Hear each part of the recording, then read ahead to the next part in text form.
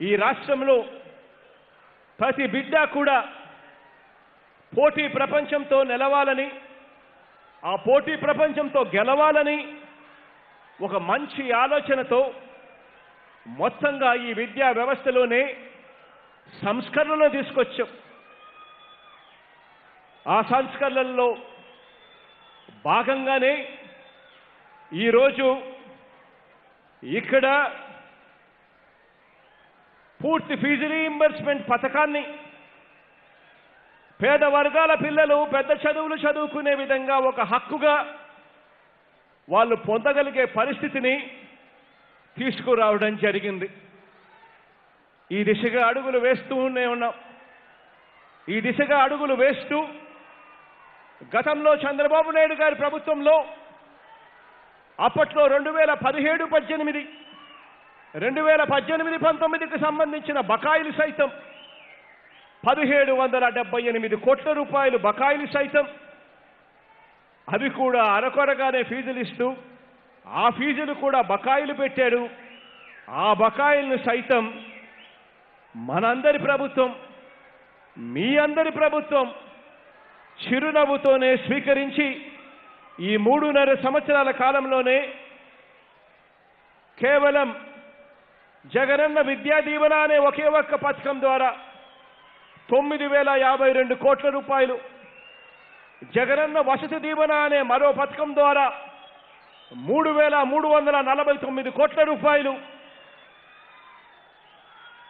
పిల్లల చదువులకు ఏమాత్రం కూడా ఇబ్బంది రాకూడదు అనే ఉద్దేశంతో చివరికి చంద్రబాబు నాయుడు గారి ప్రభుత్వంలో పెట్టిన 1,778 కోట్ల రూపాయల బకాయిలను కూడా తీరుస్తూ ఏకంగా ఈ 3.5 సంవత్సర కాలంలో కేవలం ఈ 2 పథకాలకు జగనన్న విద్యా దీవెన, జగనన్న వసతి దీవెన అనే ఈ 2 పథకాలకు అక్షరాల 12,401 కోటి రూపాయలు ఖర్చు పెట్టాము అని చెప్పి సగర్వంగా ఈరోజు తెలియజేస్తా ఉన్నాను.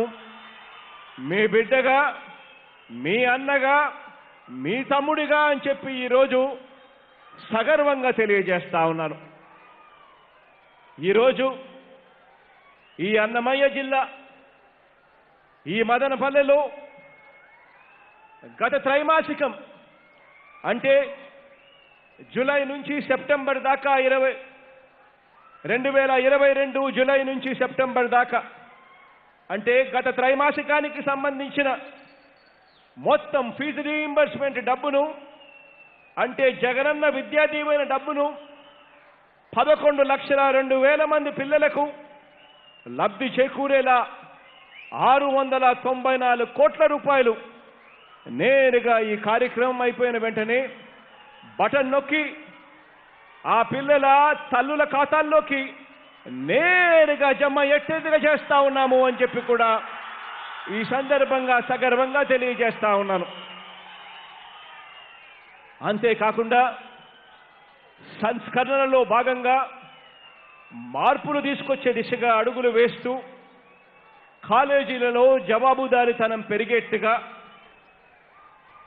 వసతులపై ఆ తల్లులు కాలేజీలను ప్రశ్నించే విధంగా వాళ్ళకి హక్కు కల్పిస్తూ ఆ పిల్లల చదువులపై ఆ తల్లిదండ్రుల పర్యవేక్షణ పెరిగేట్టుగా చేస్తూ నేరుగా తల్లుల ఖాతాల్లోకే డబ్బులు జమ చేయడం జరుగుతూ ఉంది. ఇక్కడ ఇంకొక విషయం కూడా చెప్పాలి. పిల్లలు చదవాలి. పిల్లల చదువుల కొరకు ప్రభుత్వం పెట్టే ఏ ఖర్చైనా కూడా నేను అది ఖర్చుగా భావించను. అది నా పిల్లలకి ఇచ్చే ఆస్తిగా నేను భావిస్తాను అని చెప్పి సందర్భంగా సగర్వంగా తెలియజేస్తా ఉన్నాను. కాబట్టి చెప్తా ఉన్నాను, ప్రతి చిట్టి చెల్లికి చెప్తా ఉన్నాను, ప్రతి చిట్టి తమ్ముడికి చెప్తా ఉన్నాను, మీరు చదవండి, గొప్పగా చదవండి. మీ చదువులకు నేనున్నాను మీకు పూచి అని చెప్పి సందర్భంగా తెలియజేస్తా ఉన్నాను.